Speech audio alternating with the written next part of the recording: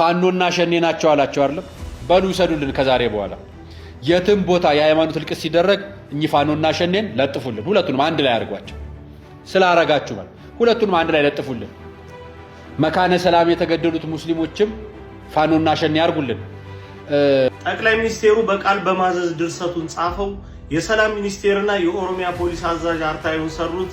የሃይማኖት ተቋማት ጉባኤና ነቄስ ዳዊት ቆንጆ አድርገው ተወኑት። ከሪፖርቱ ጀርባ ያለው ከምቦልቻ ላይ ሐረር ላይ ዋብያ ምን እየሰራ እንደሆነ መስጊድ ውስጥ አላቅ መሰለ እንዴ? ሰራዊት እያሰለጠናችሁ ነው። በቂ ሰራዊት እያሰለጠናችሁ ነው።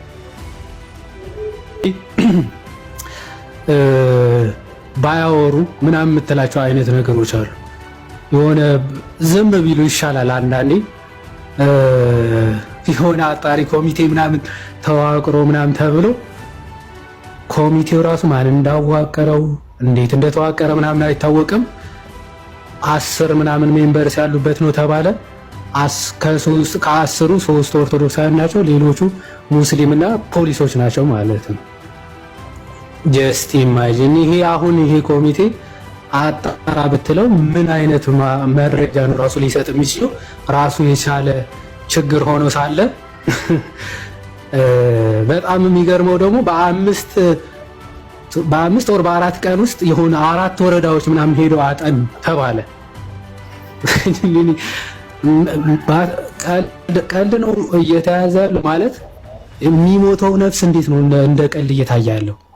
እንዴት ነው በሚሞቱት ላይ ወይም ደግሞ በአንዴ 25 ሰው አንድ ጉድጓድ ውስጥ እየተቀበረ ከዛ እንደ ቀልድ ዝም ብለህ ማንም የሬሳ ጥናት ምናምን እውቀት የለም። ማንም ሰባት በመተን ጥናት አደረግን በ5 ቀን 4 ወረዳ ውስጥ ምናምን እዛውም ግድያ ስቲል ማለት ነው ስቲል እየተገደሉ ነው። ስቲል እየተገደሉ ያሉ ማህበረሰቦች ላይ ጥናት እንዴት ነው መግለጫ ጥናት አድርገን እንዴት ነው መግለጫ ራሱ ልትሰጥ የምችለው? ምን አይነት ጥናት ነው ሊደረግ የሚችለው? እውነት ለመናገር ማለት ጭራሽ ደግሞ መግለጫው የሚለው ሃይማኖታዊ ፖለቲካ ምንድነው ብሔርም ሃይማኖትም ተኮር ያላደረገ ግድያ ነው እየተደረገ ያለው አሉ። ከዛ በምን ታወቀ ብለህ ስትጠይቃቸው እዛ ምን ይላል? የሟቾች ቁጥር የሟቾች ማንነት እና የሞቱበት አሟሟት በሚቀጥለው ጊዜ ጥናት አድርገን የምናቀርብ ይሆናል። የሟቾች ቁጥር ካላወቅ የሞቱበት ምክንያት ካላወቅ ከየትኛው ብሔር እንደሞቱ ሳታውቅ ከብሔርም ከሃይማኖትም ነፃ የሆነ ግድያ ነው ብለህ እንዴት መግለጫ ልታቀርብ ትችላለህ? ምኑን አጥረትህ ነው ታዲያ? ቁጥሩን ሳታውቅ ከየትኛው ሃይማኖት እንደተገደለ ሳታውቅ መግለጫ አውጥተህ ቁጥሩና ከየትኛው ሃይማኖት እንደሞቱ በቀጣይ መግለጫ ምንሰጥ ይሆናል። እንደዚህ አይነት ይቅርታ አድርጉልኝ፣ እንደዚህ አይነት የአላዋቂ ስብስብ የአላዋቂ መግለጫ በህይወት ታሪክም ተደርጎም ተሰምቶም አይታወቅም። ኦኬ፣ ከሚገድሉት በላይ ሰውን ልቡን የሚያደሙ ለሰው የማይራሩ ጨካኞች ማለት እነዚህ ናቸው። በሟች ቤተሰቦች ላይ የሚቀልዱ ማለት ነው። በሞቱት ቤተሰቦች ላይ ቀልድ የሚቀልዱ በጣም ኖር ነው እውነት ለመናገር ማለት ነው። እንደዚህ አይነት መግለጫ ጭራሽ አይሰጥም። ሳታጠና ማስረጃ ሳትይዝ መግለጫ አይሰጥም። ሲጀምር ሃይማኖታዊ ይዘት የለውም ለማለት ራሱ ምን ያክል ኦርቶዶክሳውያን ተገደሉ የሚል ማስረጃ ልታቀርብ ይገባሃል እኮ። ሃይማኖታዊ ይዘት የለውም ለማለት ማለት ነገሩን ወደ ፖለቲካ ለማዞር በጣም ሼም ነው። ኦኬ፣ ፖለቲካዊ ይዘት ያለው እንዳይመስል በሃይማኖት ተቋማት በኩል ኦርቶዶክሳውያን እየተገደሉ አይደለም ብሎ የኦርቶዶክሳውያንን ሞት ለማዳፈን ፖለቲካ በሃይማኖት ተቋም ስር መሰራቱ በጣም ነውር ነው እውነት ለመናገር። ይሄ ለሁለተኛ ጊዜ ኦርቶዶክስ ላይ እየተደረገ ያለው በእፎይ ጊዜን ታስታውሳላችሁ አይደለ? በተለይ አንዳንድ ኦርቶዶክሳውያን በነብዩ ሰለላሁ ዐለይሂ ወሰለም አላህ ህዝነት በእሳቸው ላይ ይሁንና ብሎ መግለጫ የሚያወጣ ቀሲስ ሆኖ የአላህ ህዝነት በእሳቸው ላይ ይሁንና ብሎ የሚያወጣ የሃይማኖት ተቋም ጀስት ኢማጂን ሃይማኖት ጠቅላይ ሚኒስቴሩ በቃል በማዘዝ ድርሰቱን ጻፈው። የሰላም ሚኒስቴርና የኦሮሚያ ፖሊስ አዛዥ አርታዩን ሰሩት። የሃይማኖት ተቋማት ጉባኤና ነቄስ ዳዊት ቆንጆ አድርገው ተወኑት። ከሪፖርቱ ጀርባ ያለው ቅሌትና እውነት ሲጋለጥ የሚከተለውን ይመስላል። ከዛ በፊት ግን ሁላችሁም አካውንታችን እየተዳከመ ነውና ኮፒ ሊንክ ከማድረግ ይህን ቪዲዮ እንድጀምሩት ጠይቃችኋለሁ። እንግዲህ እስካሁን ድረስ የአርሲ ኦርቶዶክሳውያን ወገኖቻችን ግድያ አልቆመም። ባልቆመው ግድያ መካከል ታዲያ የሃይማኖት ተቋማት ጉባኤና የተወሰነ አጣሪ ቡድን ተንደርድረው መጥተው ፍጹም የእውነትነት መሰረት የሌለውን ሪፖርት አሰምተው የበለጠ ልባችንን አደሙት። ከሪፖርቱ ጀርባ ያለው እውነት ግን እንዲህ ነው። ተንደርድረው እንደሄዱበት አይደለም የአርሲ ምድር ነገሮች የጠበቃቸው። ገና ሲደርሱ ከጠቅላይ ሚኒስቴር በተሰጠ አቅጣጫ መሰረት ስትመለሱ በፍጹም የሃይማኖት መሰረትነት የሌለው ጥቃት መሆኑን እንድትዘግቡ ሪፖርታችሁ ይሁን ተብለው ገና ሳያዩ በተሰጣቸው አቅጣጫ ብቻ እንዲመለሱ ተደረጉ። ታዲያ እዛ ደርሰው ብዙ መዟዟር አልተጠበቀባቸውም። ጉዳት ያለባቸውን ቦታዎች በፍጹም ሄደው አላዩአቸውም። ይልቁኑ አንድ አዳራሽ ውስጥ ለሌላ ስብሰባ የተገኙ ሰዎችን አመካክረን ሰማን ብለው ይህንን ሪፖርት ይዘው ተንደርድረው መጡ። ታዲያ ሪፖርቱን ይዘው ሲመጡ ከማቅረባቸው በፊት ያላመናቸው ጠቅላይ ሚኒስቴር ሁለት ተጨማሪ አራሚዎችን ላከ። የኦሮሚያ ፖሊስ አዛዥና የሰላም ሚኒስቴር። ከዛ ወደ ሃይማኖት ተቋማት ጉባኤ ሄደው የታለ ሪፖርቱ አምጡ አሏቸው። ተመለከቱ። ታጣቂ የሚል ጽሑፍ አለበት። ይህንን ታጣቂ የሚል ለምን አደረጋችሁ? በሉ ቀይሩ፣ ፋኖና ሸኔ ብላችሁ ተኩት አሏቸው። ያንን ተክተው አነበቡልን። የሆነው ታሪክ ይሄ ነው። በነገራችሁ ላይ የሃይማኖት ተቋማት ጉባኤን በተመለከተ ተስፋ ከቆረጥንበት ቆይተናል። የኦርቶዶክሳውያን ጥቃት ላይ እየተከታተለ ጥላሸት መቀባት ስራው ነው። ከዝንብ ማር አይጠበቅም። ከዚህ ቀደም በቅበት ኦርቶዶክሳውያን ጉዳይ ያመጣው ሪፖርት ወይም ዳስሻ አምጥቻ ያለው ጽሑፍ እስካሁን ድረስ ስድባችን ሆኖ መተተኞች እየተባልን የምንሰደብበት ነው። ሌላው ደግሞ እነ ቄስ ዳዊትን በተመለከተ የጠቅላይ ቤተ ክህነት ጡረተኞች ለወዳቸው ያደሩ መሆናቸው ግልጽ ነው። ከዚህ ቀደም እንዲህ ተደፍተው በቅዱስነታቸው ፊት የተቀበሉትን የአዲስ አበባ ሀገረ ስብከት ህጋዊ የሆነ አካሄድና መዋቅራዊ የሆነ ጥቃትን የተመለከቱ ጉዳዮች ላይ እሰራለሁ ብሎ 1000 ምናምን ሪፖርቶችን ይዞ የጠፈነገና ያንን በልቶ ውጦ ዛሬ ለወዱ ያደረ መሆኑ ግልጽ ነው። ከነዚህ ሰዎች መካከል አንዱ ቄስ ዳዊት ነው። ስለዚህ በእንደዚህ ያሉ የተዳከሙ ሪፖርቶች የሚቆም ጥያቄና የሚቆም ትግል የለም። አሁንም ድረስ ቅድስት ቤተክርስቲያናችን በዚህ ያህል ደረጃ እየተነካችና እየተወረረች እኛ በእናንተ ሪፖርት ተዳክመን እንዲሆነ ነገሩ ብለን የምንተው አይደለም። ቤተክርስቲያናችን እስክትከበር ድረስ እስከ መጨረሻው ጥግ እንጓዛለን። እንግዲህ የሃይማኖት መግለጫ የሰጠውን እንትን አይታችኋል። ሃይማኖት ተኮር አይደለም ወይንም አንድን ሃይማኖት ተኮር ያደረገ ግድያ አይደለም የተፈጸመው የሚል አይነት ነገር ተመልክተናል። እና እውነት እንደዛ ነው ወይ? እስኪ አሁን በመረጃ የተደገፈ ነገር ላሰማችሁ። አሁን እነዚህ ከላይ የምታዩቸው 4 ህፃናት 3ቱ ሞተዋል። ከነሱ ውስጥ የተረፈችው ከወንዶቹ በስተ ጎን ያለችው ልጅ ፊቷን ያላዞረችው ህፃን አሁን እዚህ ሆስፒታል ድጋፍ የተደረገላት ያለችው፣ ሌላኛው 2ቱ ህፃናት ወንዶቹ እና ፊቷን ወደዛ ያዞረችው ህፃን ልጅ ተገላለች። ኦርቶዶክሳውያን ናቸው። አሁን ደግሞ የምታዩቸው እኚህ አባወራዎች እናትና አባት፣ እነዚህም ኦርቶዶክሳውያን ናቸው፣ የተገደሉ ናቸው። ቀጣይ የምታዩቸው ጋቢ የለበሱት ኮፍያ ያደረጉት እኚህ ደግሞ ኦርቶዶክሳዊ ናቸው፣ እነሱም የተገደሉ ናቸው። አሁን ማሳያችሁ ማህተሟ ጎላ ብሎ የሚታየው ህፃን ኦርቶዶክሳዊ ናት፣ እርሷም የተገደለች ናት። ከጎኑ ያለችዋ ህፃን በከፍተኛ ሁኔታ ጉዳት ደርሶባት ሰሞኑን የተሻለ ሕክምና እንድታገኝ ድጋፍ እያደረግንላት ያለችው ብላቴና ናት። እስካሁን ድረስ እዛ አካባቢ ላይ እየሞቱ ያሉት ኦርቶዶክሳውያን ናቸው። እየሞቱ እየተጨፈጨፉ በግፍ እያለቁ ያሉት ህፃናት እየሞቱ ያሉት እነዚህ ኦርቶዶክሳውያን ናቸው። ታዲያ በምን አግባብ ነው አንድን ሃይማኖት ተኮር ያደረገ ግድያ አይደለም እየተፈጸመ ያለው ሲባል በምን አይነት ሁኔታ አጣሪዎቹ ኮሚቴስ የምርም የተባለው የግድያ ቦታ ላይ ሄደው ነው ወይ ያጣሩት? መሬት ላይ ያለው እውነትና በመግለጫ የሚወጣው ሁለት የተለያየ ነገር ነው። ይህ ነገር ለታሪክ ይቀመጥ። አዎ እየተገደሉ ያሉት አንገታቸው ላይ ማህተም ስላሰሩና ስላሰሩ ነው። ባለማህተም ስለሆኑ ብቻ ነው እየተገደሉ ያሉት። ኦርቶዶክሳዊ ስለሆኑ ነው እየተገደሉ ያሉት እንጂ በሌላ በምንም ምክንያት አይደለም። አሁንም ትላንትናም 5 ኦርቶዶክሳውያን ተገለዋል፣ 9 የታፈኑ አሉ። ይሄ ነገር አሁንም እየቀጠለ ነው ያለው። ምንም መፍትሄ አልተገኘለትም። ዛሬም የሟች ቁጥር እየጨመረ ነው። ዛሬም የባለማህተም ደም በምስራቅ አርሲ ላይ እየፈሰሰ እንደሆነ ለሁላችሁም ግልጽ ሊሆንላችሁ ይገባል። ያው ህዝቡን ተመለሱ እያለ ነው አሉ ቀበሌው።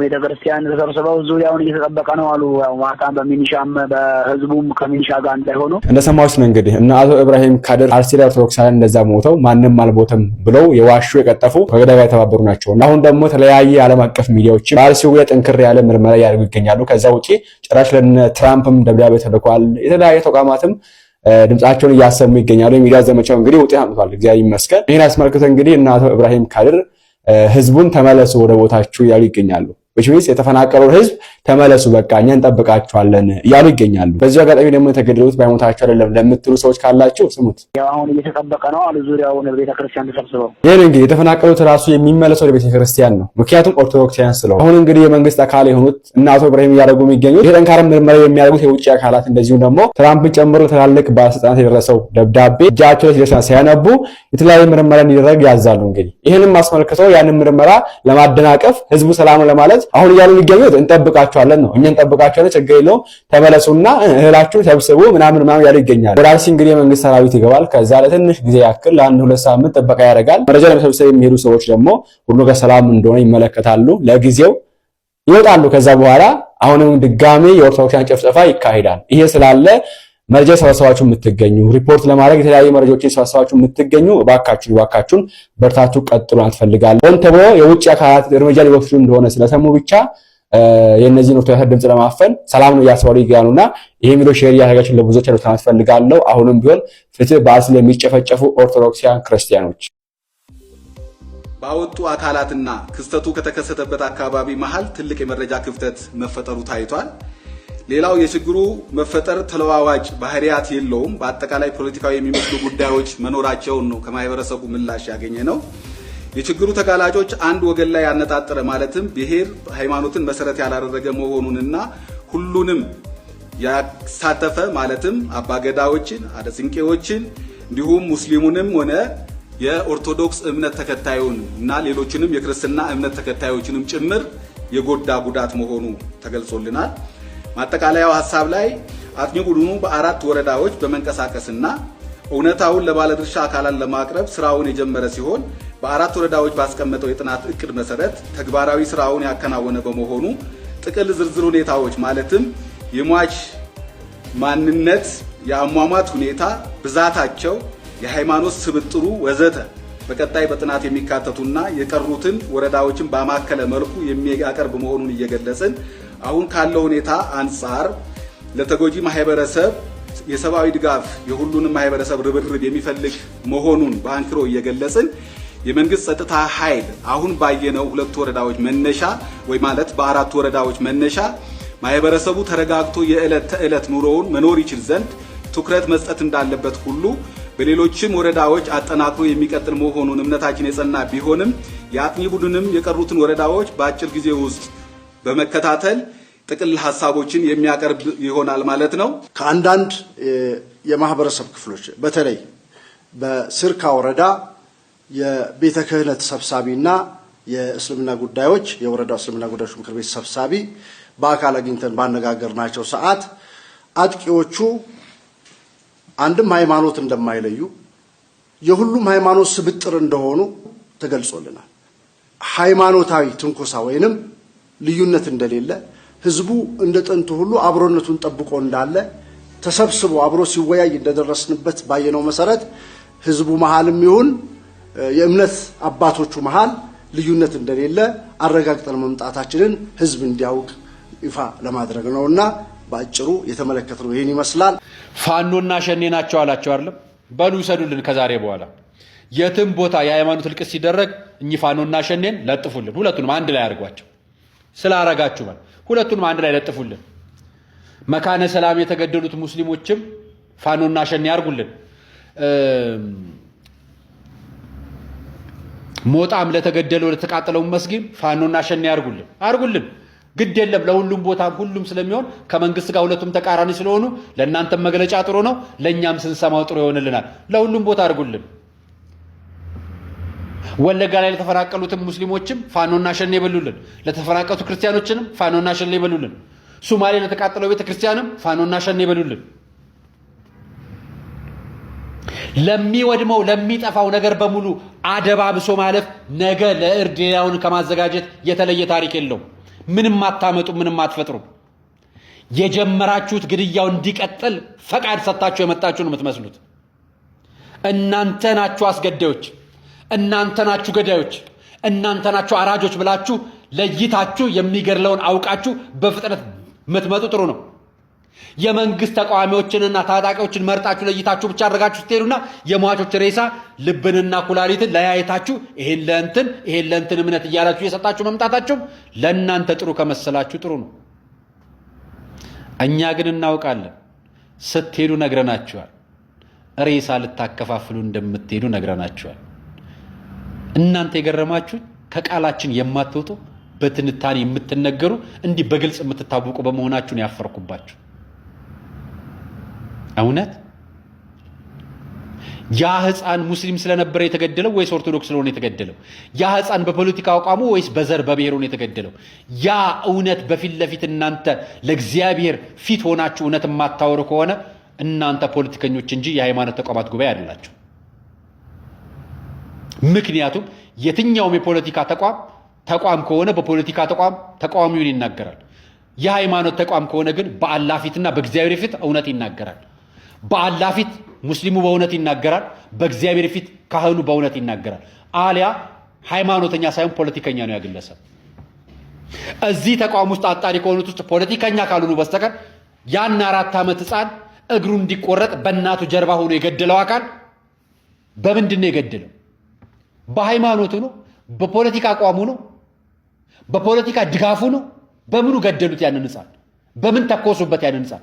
ያችን የ8 ዓመት ህፃን 8 ቦታ በገጀራ ቆራርጠው ሊገሏት ራሷን እስክትሰጥ እግሯን ቆርጠው እጇን ቆርጠው ሊገሏት ጥረው የሄዱት በየትኛው የሃይማኖት አቋሟ ነው? በየትኛውስ የፖለቲካ ድጋፏ ነው? አያችሁ፣ እናንተ ራሳችሁ ልጆቹን እንዲገደሉ ሌላ ገጀራ ስላችሁ መጣችሁ። ድምፅ መሆን ቢያቀታችሁ የሰውን ድምፅ ለመዝጋት ብዙ ርቀት የምትጓዙ በሰው ሞት፣ በሰው ሐዘን፣ በሰው ጭንቀት የምታላግጡ እናንተ መድኃኔዓለም ይላችሁ። በዛ በአርሲ የተጨፈጨፉ እናቶች፣ ህፃናት ቤተሰብ ሐዘን በቤታችሁ ይግባ። ውስጤ ዝን ቢልም ውስጤ ስብር ቢልም ከዚህ በላይ መጓዝ አልፈልግም። እግዚአብሔር አጋልጦ ይስጣችሁ። ሌላ ምንም የምለው ነገር የለም። ምንም ይህንን ቪዲዮ የምሰራው እንደ አንድ ቤተክርስቲያን ልጅነቴ የሃይማኖት ተቋማት ጉባኤ በሰጠው መግለጫ እጅግ በጣም አዝኜና ተከፍቼ ነው። የምትችሉ ከሆነ በደንብ ሼር አድርጉት ይህን መልእክት። እጅግ በጣም ስለደከመኝ፣ እጅግ በጣም ስለተከፋው ቪዲዮ አቅም እንዲኖረው እንዲያርጉ ምለበት አይነት ሁኔታ ላይ አይደለሁም። እኔ በመጀመሪያ ደረጃ ፈለገ አትናቴዎስ እባላለሁ። የዚህች ቅድስት ቤተክርስቲያን ልጅ ነኝ። አገልግሎቴ መንፈሳዊ ነው። የትኛውንም የፖለቲካ ፓርቲ አልደግፍም። በየትኛውም አይነት የፖለቲካ ሀሳቦች ላይ ምንም አይነት ሀሳብና አስተያየት መስጠት አልፈልግም። ነገር ግን አንድ ነገር ይገደኛል። ያም ደግሞ የቤተክርስቲያኔ ጉዳይ ነው። እውነት ለመናገር ካለፉት ዓመታት ጀምሮ እኛ ክርስቲያኖች እጅግ በጣም ተበድለናል። እጅግ በጣም ብዙ በደል ደርሶብናል። ቅድስት ቤተክርስቲያን በዘመናችን በእኛ ትውልድ ነዳለች፣ ተቃጥላለች። ካህናት አባቶቻችን ከነ ልብሰ ተክህኗቸው ደማቸው ፈሷል። እንደ ዘካርያስ በቤተ መቅደስ ሰማዕትነትን ተቀብለዋል። አሁን ደግሞ በአርሲ ሽርካ ወረዳ ቁጥራቸው እስካሁን ድረስ በውል የማይታወቅ በአንገታቸው ማህተብ ያደረጉ የዚህ ቅድስት ቤተክርስቲያን ልጆች የሆኑ እህት ወንድሞቻችን በግፍ ተገለዋል። በግፍ መገደል ብቻ ሳይሆን ፍትህም እያገኙ አይደለም። ዛሬም ድረስ መሬት እየተቆፈረ ሰዎች እየተቀበሩ ያሉት በቤተክርስቲያን ቅጥር ግቢ ውስጥ ነው። ለምን? የሞቱት ነፍሳት በአጠቃላይ የኢትዮጵያ ኦርቶዶክስ ተዋሕዶ ቤተክርስቲያን አማኞች ስለሆኑ፣ የሞቱት በእምነታቸው ምክንያት ስለሆነ እና ባጭሩ አሁን ማለት የምፈልገው ነገር ምንድነው? እባካችሁን አንዳንዴ ምድራዊውን ትተነው በሰማይ የሚያስጠይቀንን እንዲህ አይነቱን ከባድ ነገር አይተን እንዳላየን ባናልፍ። እየሞቱ ያሉት ክርስቲያን አማኞች ሆኖ ሳለ በአንገታቸው ማህተብ ያሰሩ የዚህ ቅዱስ ቤተክርስቲያን ልጆች ሆኖ ሳለ የሞቱት በእምነታቸው ምክንያት አይደለም እየተባለ ነገሩ ባይሸፋፈን መልካም ነው። ሁሉም ነገር እጅግ በጣም ይሰለቻል። በቃ ስለ ቤተክርስቲያናችን በጣም ብዙ ማለት እንፈልጋለን። ነገር ግን ጩኸታችን እየሰማ ፍትህ እየሰጠን ያለ አካል ስለሌለ እጅግ በጣም እየደከመን ነው እና አባቶች በቻላችሁት አቅም የኛ የልጆቻችሁን ጩኸት ሰምታችሁ ጉዳዩን አሁንም መንግስት በአመንክሮ እንዲመለከተውና እንዲያየው ድምጻችን እንድታሰሙልን በልዑል እግዚአብሔር ስም ጠይቃለሁ። ክርስቲያን የሆናችሁ እህቶች ወንድሞች ኮሜንት ሴክሽን ላይ የገባችሁላችሁም ፍትህ እንፈልጋለን እያላችሁ መልእክታችሁን አስቀምጡ። እግዚአብሔር አምላክ ለሞቱ ወገኖቻችን ደማቸውን እንደ መሰማዕታት አድርጎ ይቀበልልን። አሜን። Because our human rights are still violated. Thousands of asteroids, we cannot remain silent. Silence is another form of genocide. በመጨረሻም የአርሜኒያው ፓትርያርክ በኢትዮጵያ ብሎም በዓለም ላይ በሚገኙ ኦርቶዶክስ ላይ የሚደርሰውን ጥቃት በመውገዝ ከዚህ በኋላ ዝም አንልም፣ ምክንያቱም ደግሞ ዝምታ በራሱ እንደ አንድ ትብብር ይቆጠራልና ሲሉ የተናገሩት ንግግር በዓለም ዙሪያ የሚገኙ ኦርቶዶክሳንን ደስ አሰኘ። ለመሆኑ ፓትርያርኩ ምን ብለው ነው? አብረን እንመለከታለን። ሰላም በመላው ዓለም ላይ የምትገኙ ውድ ቤተሰቦቼ እንዴት ናችሁልኝ? እኔ ደህና ነኝ። ቸሩ መድኃኔዓለም የተመሰገነውን። በዘርቁታችን እጅግ በጣም ቁም ነገር አዘል ቪዲዮዎችን ይዤላችሁ መጥቻለሁ። ከእናንተ የሚጠብቀው እንደተለመደው ቪዲዮን ላይክ እና ሼር ማድረጋችሁን አትርሱ። ዳይ ወደለት ቪዲዮ። ኢትዮጵያ በኦርቶዶክስ ደመቀች። ኦርቶዶክስ ግን በኢትዮጵያ በደም ታጠበች ነው እየሆነ ያለው አሁን ላይ ነገሩ። መሞት ይብቃን እኮ ነው እያለን ያለ ነው። ምን ፈጸምን? ሀገርን ከነሙሉ ክብራ ቆይታ እዚህ ባደረሰች ቤተክርስቲያን ምን አደረገች? ኦርቶዶክሳዊት ቤተክርስቲያን ማንንም ማሳደድ አታውቅም በነገራችን እና እናንተም አታሳዷት ነው መልእክታችን። እውነት እንኑር ማለት ቅንጦት፣ አትግደሉን ማለት ፖለቲካ አይደለም። ይህችን መልእክት አስምራችሁ ያዙልኝ። እውነት እንኑር ማለት ቅንጦት፣ አትግደሉን ማለት ፖለቲካ አይደለም። ማንኛውም ኦርቶዶክሳዊ በነጻነት የማምለክና የመኖር መብቱ መጠበቅ አለበት። ባርሲ እየሆነ ያለው ነገር ግን ፍጹም ነው የሚያሳዝነው። ከልቤ ነው የምልህ። የሞቱት ሳይሆኑ መቼ እንደሚገደሉ የማያውቁት እለት ያሳስቡኛል። እና ግድ የለም እኛም አልቅሶ መበተናችን ይቁ። ቅጥ ያጣው ግድያ ዛሬ እዛ ከሆነ አዲስ አበባ ለመድረስ ደግሞ ግማሽ ቀን ነው የሚበቃው። ለሞቱት ብቻ አይደለም ለተረፉት እንድረስላቸው። ግድ የለም የቀሩት እንዳይገደሉ እንድረስላቸው። በአገሪቱ በመላው ቦታ ምህላ መታወጅ አለበት። በድለናል ማረን ልንለው ይገባል። ይህ ጊዜ ለቤተክርስቲያናችን የስደት ጊዜ። ቢያንስ የችግራችንን ጥልቀት ሁላችንም እንረዳ። አንዳንዶቻችን ደግሞ መፍትሄ ማምጣት ባንችል ችግር ባለመሆን ቤተክርስቲያንን እናግዛት እና ቀን አለው እግዚአብሔር ቀና የምንልበት ቀን ይመጣል። አላወቁም አልገባቸውም እንጂ የኢትዮጵያ ኦርቶዶክስ ተዋሕዶ ቤተክርስቲያን ለሀገር መሰረት ለትውልድ አለኝታ ናት። ከአፍሪካ ያልተገዛች ሀገር ናት ስንልም እኮ በምክንያት ነው። ፋሺስት ኢጣሊ የሀገር ዳር ድንበር ጥሶ የኢትዮጵያን እምነት ባለ ትውፊት ሊቀየር ቢመጣ ሲነኩ እንደ ንብ የሚናደፉት አበው አባቶቻችን ታቦቱን ከፊት አስቀድመው ዘመናዊ ጦር ታጥቆ የመጣውን ፋሽስት አሳፍረው መልሰውታል። በፈጣሪ ገዛና እርዳታ። ታዲያ ዛሬ ለሀገር ባለውለታ ለትውልድም በስነ ስርዓት በፈሪሃ እግዚአብሔር መታነስ ታላቅ ዋጋ የከፈለችውን ቤተ እምነት መንካት ያበሉትን እጅ እንደ መንከስም ይቆጠራል። ወላሂ እኛ ሙስሊሞች ኦርቶዶክሶችን ከምድረገጽ እናጠፋለን። ታያላችሁ፣ በቅርብ ጊዜ ኦርቶዶክስ ትጠፋለች። ፍትህ በአሩሲ ለሚገደሉት ኦርቶዶክስ እምነት ተከታዮች ወገኖቻችን፣ ሰው በሃይማኖቱ መገደል የለበትም። ፍትህ ፍትህ ፍትህ በአሩሲ ለሚገደሉት ኦርቶዶክስ እምነት ተከታዮች። እኛ ስናዝናዝናችኋልና ሀዘናችሁ ሀዘናችን ነው። በጣም ያማል ሰው በሃይማኖቱ ሲገደል። ፍትህ በአሩሲ ለሚገደሉት ኦርቶዶክሶች። ይህንን ቪዲዮ ያቀረብኩላችሁ በውሃቢያና በትክክለኛ ሙስሊሞች መካከል ያለው ልዩነት እንድታውቁ ስለፈለኩ ነው። ውሃቢያ ማለት የቦኮ ሃራም፣ የአልቃይዳ፣ የኤስአይኤስ ሴል ሲሆን በአስተምሮቱም ከነዚያኞቹ በእጅጉ ይለያያሉ። ውሃቢያ ዓላማው አንድና አንድ ነው። እሱም በዓለም ክርስቲያኖችን ታሪክ አድርጎ ኢስላማዊ መንግስት መፍጠር። እነዚያ ደግሞ ነቢያቸው እንዳዛቸው ሀበሻን አትንኩ ሲል ከኢትዮጵያ ጋር ተከባብሮ ተቻችሎ መኖር ይሻሉ። የኢትዮጵያ የቤተ ክርስቲያን ብሎም የህዝብ ጠላት የሆነው ውሃቢያ ከኢትዮጵያ ምድር ካልተነቀለ መቼም ሰላም አንሆንም ወዳጆች። ተዋሕዶ ሳይባል ለመድረስ የሚገሰግስን አንድ ምስኪን አባት ሕይወት መቅጠፍ እንዴት አስቻላችሁ? ከምቦልቻ ላይ ሐረር ላይ ዋብያ ምን እየሰራ እንደሆነ መስጊድ ውስጥ አላቅ መሰለ እንዴ?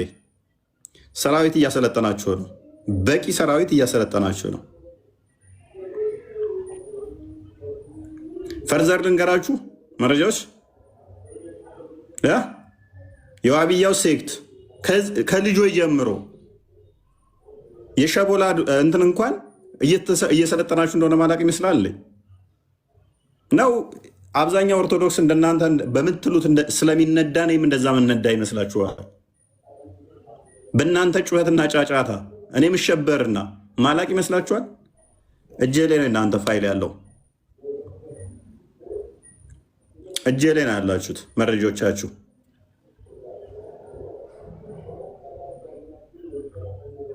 ኤኒዌይስ ከእስልምና ወጣ ይታረዳል። ይሄ መመሪያው ነው። ከጠጅ ቤትና ከአረቄ ቤት ያልወጣን ኦርቶዶክስ ሸውድ፣ እኔን አሸውደ። ኤኒዌይስ ወደ ቶፒኩ ተመለስ። ክርስቲያን በጣም ግልጽ ነው። በነገራችን ላይ ያን ያህል እንደዚህ የሚያከራክር ሀሳብ አልነበረም። ወደ ዛሬው ቶፒክ እንመለስ እና መቀጠል ትችላላችሁ ሙስሊሞች የዛሬው ቶፒክ ላይ። በተረፈ አንዳንድ ክርስቲያኖች እስልምናን የማታውቁ ዝም ብትሉ በጣም የተመረጠ ነው። ስለ እስልምና ሰምታችሁ የማታውቁ ተምራችሁ የማታውቁ ጸጥ በሉ። ምንም ሀሳብ ሆነ አስተያየት ባንሰጥ ብንቆጠብ የተሻለ ነው ብዬ አምናለሁኝ በግሌ።